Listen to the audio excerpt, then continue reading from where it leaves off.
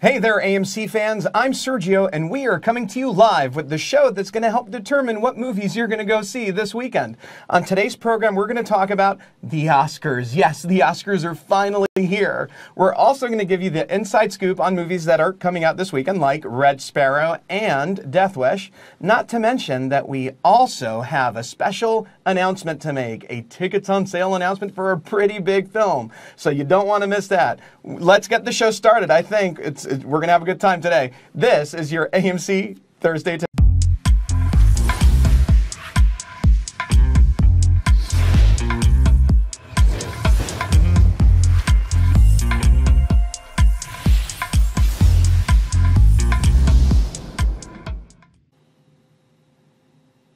Hi again, everyone. I'm here in the studio with Alicia. Hi, guys. And we are so stoked and excited that you're here spending part of your Thursday with us talking about movies and things that are happening in the industry. So, breaking news. Something just dropped a few minutes ago. I think there was a big announcement on Hollywood Reporter about a big movie this weekend. Tell me about it. Yes, Avengers Infinity War moved up one whole week. It is coming out on April 27th. That's right. So now the movie is going day and date with its international release, so the entire world gets to experience it at the exact same time. How awesome is that? But there is some major movie news. I mean, the Oscars are this weekend, and it's like our Super Bowl, isn't it? Yeah, this is why we're dressed up. We are in our Oscars finest. We're super excited for the show on Sunday, and we want to kick off the show by going. It's night of the show this week, and we want to go over our favorite memories from past Oscars. Indeed. So, Sergio, kick it off. What was your favorite? So I got to say that my favorite Oscar moment, and there's so many to talk about, but 1999. Roberto Benigni for Life is Beautiful. He got a number of awards that night, including Best Director and Best Foreign Film. But the moment that his name was called as the winner, he just couldn't contain the joy and excitement that he jumped on top of chairs, started walking over people. It almost looked like he was walking on people's heads. It was just an incredible moment. I'll never forget it. Yeah, I remember that. I think everybody that saw that still kind of remembers that moment because he literally, like you said, walked over chairs, which was, great for television, and it was a great memory. For me, my favorite memory came in 2002 when Halle Berry won the Best Actress award for Monsters Ball. She was the first African-American woman to win, and it was such a memorable moment. I was looking at her acceptance speech from that award, and I remember her acknowledging Dorothy Dandridge and Lena Horne and Diane Carroll, and it was such a powerful moment, and one that really left a mark on me. It was a huge turning point in movie history. I mean, the first African-American woman to win. I mean, it was incredible. And then I'll never forget, there was so many, right? So you have Cuba Gooding Jr., when he went up there for Jerry Maguire, and he couldn't remember everybody's name, so he started, I love you, I love you, I love you, I love you. He jumped up, so passionate. Then you had Viola Davis last year with her speech. It was so wonderful, you should Google it. But I think, when I think back to the Oscars, and I think of all the best memories, Billy Crystal. To me, Billy Crystal has been the staple. He hosted the Oscar 9 times, only second to Bob Hope, who did it 18 times. But he would always start the show off with a song and dance and incorporate themes and elements of all the Best Picture nominated films into his repertoire. That it was just so much fun. Billy Crystal, you are amazing. Yeah, everybody loves Billy Crystal. He's a fan favorite for many, many people. And he's, I didn't know that he hosted that many award shows and that Bob Hope holds the record. So look, we all learned something today.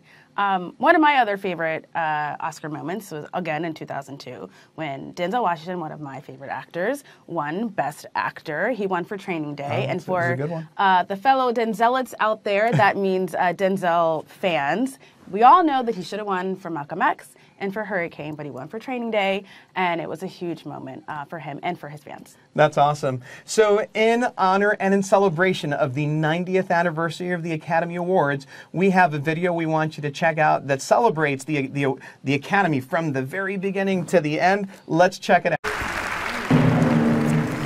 And the Oscar goes to... You're absolutely right! Some of the things that you love might not seem so special anymore. It is unthinkable that we should refuse. I will not fall into despair. I will offer up my talents to Master Ford. I will keep myself hardy till freedom is opportune. They knew, and they let it happen. Let your head rest in my hand. Relax. I got you, I promise.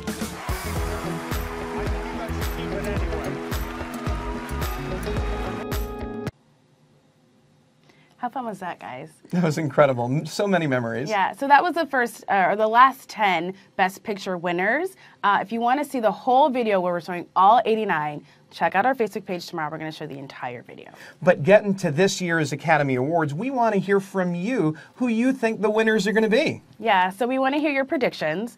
Put them in the comment sections. We have our colleagues, Jordan and Kaylee, in the other room. They're following along.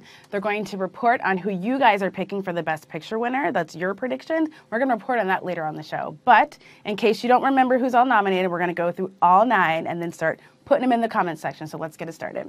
Okay, the first one is Call Me By Your Name.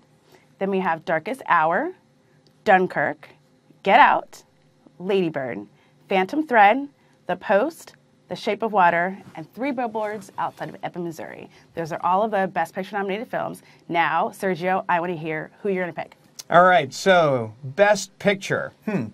I'm going to go with The Shape of Water.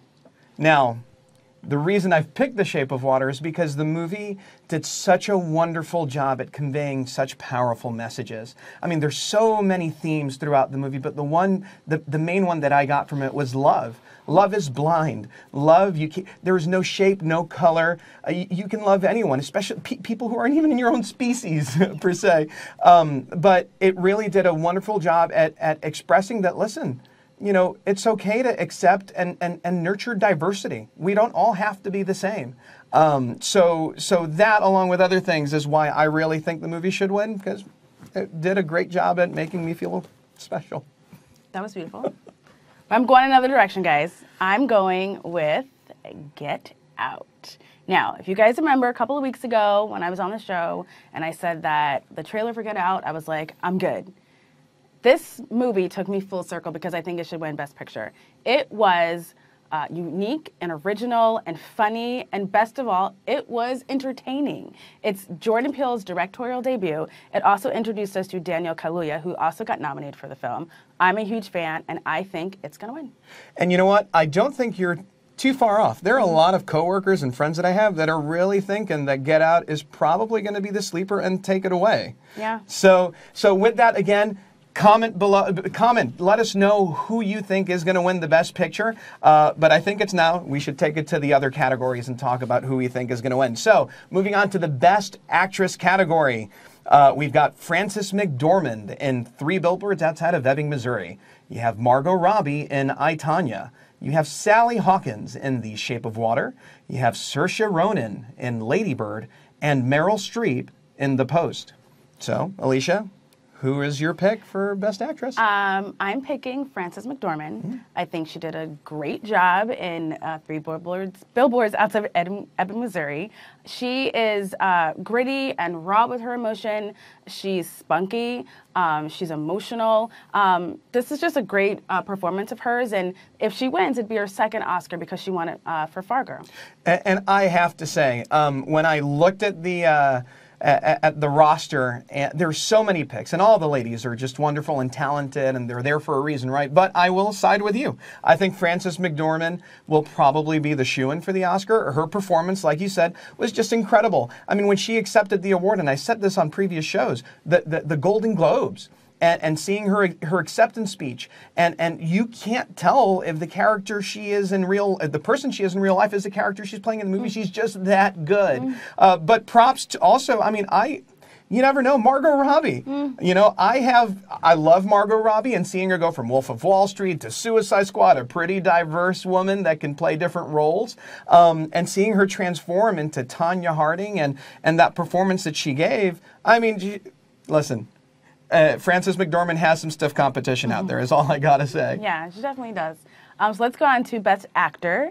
Our nominees are Timothée Chalamet for Call Me By Your Name, Daniel Day-Lewis for Phantom Thread, Daniel Kaluuya from Get Out, Gary Oldman, Darkest Hour, and Denzel Washington for Roman J. Esquire. Who are you picking? I hope I don't bugger this up. Gary Oldman in Darkest Hour. I think Gary Oldman is the man, one of my favorite actors to date, and the man's been nominated for 2 Academy Awards so far. This should be the one that he gets, because his portrayal of Winston Churchill was impeccable. He was incredible. You can't even tell that that's him in the movie. I mean, it was just wonderful. Yeah, he's been around for quite some time. People are saying that he is so due for this one, and, you know, he might. But I'm picking Daniel Kaluuya. Get out! Yeah. Come on! Didn't you just say that Denzel was your man, your pick for the Oscars? I did, but this is Daniel's year. He killed it in this movie, and he introduced himself, and he was great. You felt his fear, his strength, his excitement, again, his fear. He just did a really good job, and I was blown away. So I'm picking Daniel. Daniel Kaluuya, not Daniel Day-Lewis. It's just I'm not confused. All right, moving over to the next category, we've got an actress in a supporting role. Mary J. Blige in Mudbound. Allison Janney in I, Tonya. Leslie Manville, Phantom Thread. Laurie Metcalf in Lady Bird. And Octavia Spencer in The Shape of Water. So, with that pretty awesome roster, who's going to take away the gold? Okay, so I have my heart and my mind. And my mind says Allison Janney, because she did a great, phenomenal work in that movie. But Octavia Spencer gets nominated for this category every year, and I kind of want to see her win again. I think that she just is, she's great in The Shape of Water, and she's great in everything she does, and so my heart's like, let's keep giving it to her, because she's great. But I really do think Allison Janney's going to win. Yeah, there's no doubt that Octavia is awesome, but I will side with your mind. I think Allison Janney did such an amazing job at playing Tonya Harding's mother. She was probably the rudest, meanest. I mean, you don't want this woman to be associated as part of your family, you know? And she played that character so well that there is no doubt in my mind that she is going to walk away with the gold. All right. Moving on to our next category, we have Best Supporting Actor. And we have Willem Dafoe, The Florida Project. Woody Harrelson, 3 Billboards out of Ebbing, Missouri. Tongue twister there. Richard Jenkins, The Shape of Water. Christopher Plummer, All the Money in the World. And Sam Rockwell, 3 Billboards out of Ebbing, Missouri. So, good lineup. And although I will say that Richard Jenkins did a fantastic job in Shape of Water, you know, playing a gay man in the 1960s and this whole thing of being accepted in the world, all that taboo, I am gonna side with Sam Rockwell. I do think his portrayal of that police officer that wasn't necessarily the sharpest tool in the shed, was done really, really well. I mean, you just loved, well, I mean, go ahead. I know what you're going to say. So I'm also picking Sam Rockwell. He did a great job.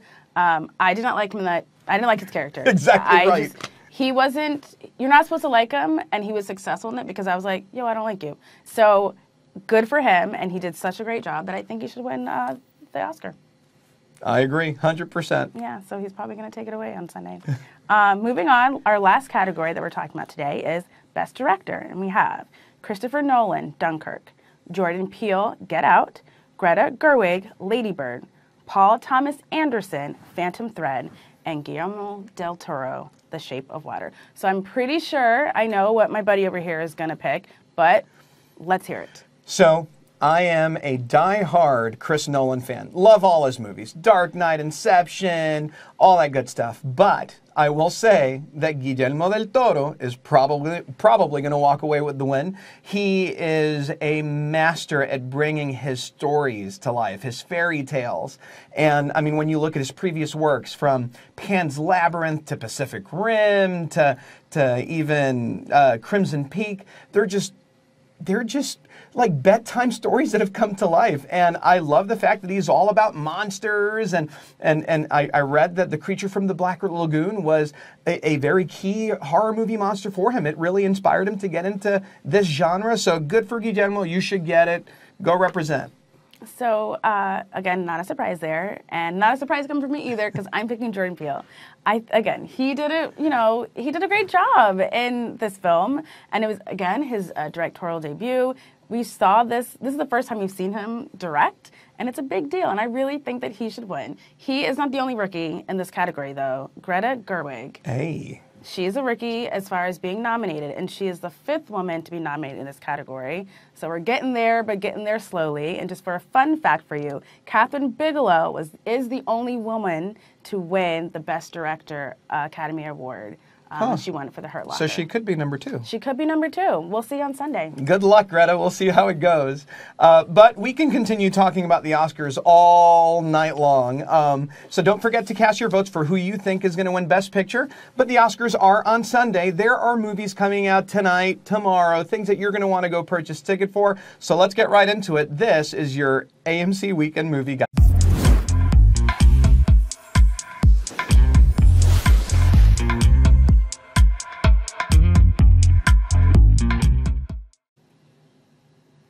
So, opening in theaters tonight, Red Sparrow. So it is described as seductive, deadly, and deceptive. Oh, those are really key words. I love them. Yeah, it stars Jennifer Lawrence and Joel Egerton, and we're not going to talk about it too much in the front, and we're going to show you this trailer and then give you some more context at the end. So take a look.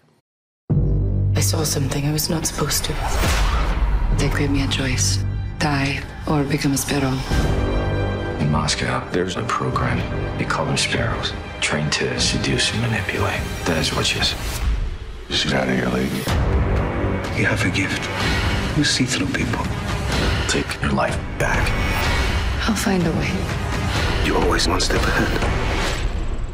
You're right. Red Sparrow, rated R. Man, that movie looks intense. Yeah, it's like I said, seductive, deadly, and deceptive. I mean, I can't find any other words. I'll tell you the truth. So it's the first time that I'm seeing Jennifer Lawrence in this kind of role, right? Yeah. We've seen her before in X-Men, and she was kicking all kinds of butt there, and you've seen her in The Hunger Games. But seeing her as this like covert Russian spy is something that I find super intriguing. Yeah, and another thing, fun fact about Jennifer Lawrence, she has had a movie in theaters every year since 2010. This is a hard-working woman. Kudos to her. This is the first time to my knowledge, first time she's played a Russian spy. Yep. And some of her other films include The Hunger Games, X-Men, Silver Linings Playbook, Joy, American Hustle. Yes, and Mother, exclamation point, and now Red Sparrow. But Jennifer Lawrence is not the only actor you can see in movies this weekend. We also have Bruce Willis starring in Death Wish. So Death Wish, for those of you that know Charles Bronson's 1974 classic, stars a doctor, Dr. Paul Kersey, who is on duty at a hospital and his family's at home just enjoying the night with each other when home invaders come and attack. And the invasion goes totally wrong. I mean, they kill Bruce Willis's wife for all intents and purposes when she was in self-defense. So director Eli Roth, who you may know from a whole bunch of movies that I'll talk about a little later, we have a clip of him talking about the special effects and the making of this scene where Bruce Willis introduces this not-so-good dude to Jack. In a movie like this, I want the kills to be satisfying. It's got to be grounded, but they have to be fun. Dr. Kersey gets a clue that leads him to the auto body shop. And we have a guy working on a car, and I thought, anytime I watch a movie and there's a guy under a car, I instantly want to see that guy crushed under the car. Adrian Moreau, who does our special effects, is a genius. He can create such lifelike bodies. You're this close to it and it looks real. And we put it under the car. The car is jacked up, about as high as you can get it on a jack. And we just crushed it. It was spectacular. The head crushed like a watermelon.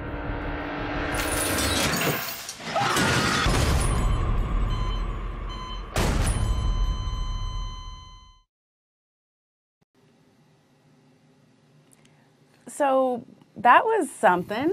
I would say a little bit of something. Yeah. So if you like action and intensity and graphic gore, if you're a fan of Quentin Tarantino and Eli Roth, this is right up your alley. I mean, guys, if you know Eli Roth, you know he's directed Hostel, Hostel 2, Green Inferno. I mean, the guy is he's not shy to put blood and gore and all that good stuff on screen, but it is full of action. And, you know, I had coworkers that saw it at an advanced screening, and they absolutely loved the film. They said it's right up your alley. But switching gears, we did tease at the beginning of the show that there was a special announcement that we were going to make, right? And with that, Alicia is going to clue you in. I get the pleasure of letting you guys know that tickets for Pacific Rim Uprising go on sale tomorrow. That's incredible. So if you've been, waiting for this film, you can purchase your tickets tomorrow. Like always, you guys already know this, but you can get them at amctheaters.com or on our mobile app. So we have an exclusive fight scene between Gypsy Avenger and a monster kaiju that you probably haven't seen before. Let's check it out right here. We only got one shot at this. Then let's make it count.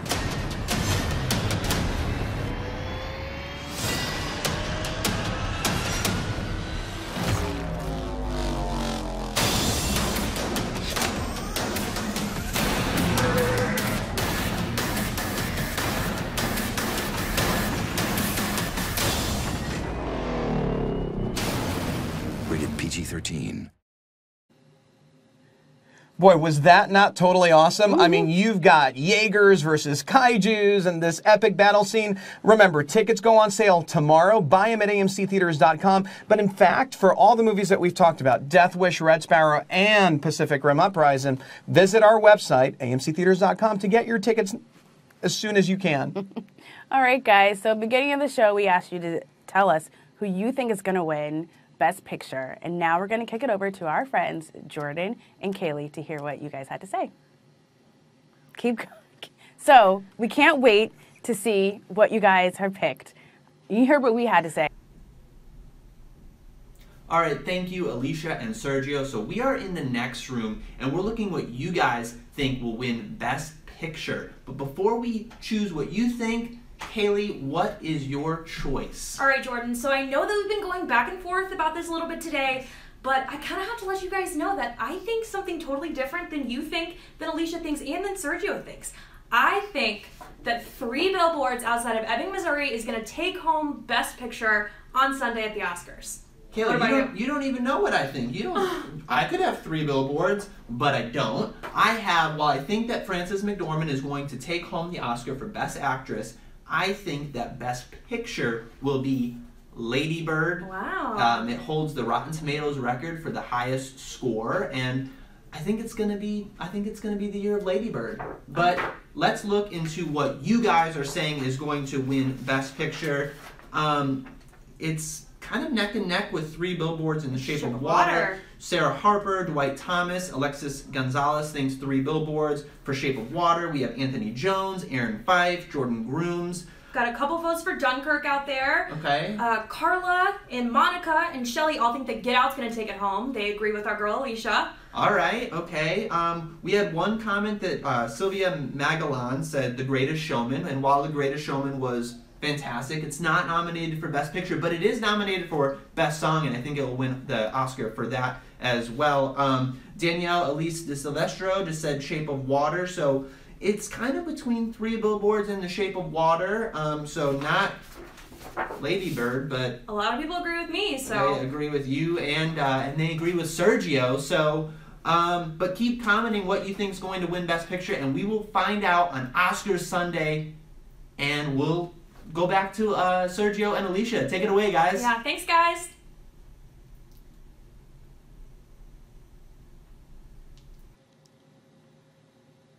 So there you have it. You've heard from Kaylee, Jordan, myself, and Alicia. You've got a mixed bag of trips. It's Shape of Water, Get Out, 3 Billboards, or Lady Bird. And then you guys are picking, it's kind of split between Shape of Water and what was the other one?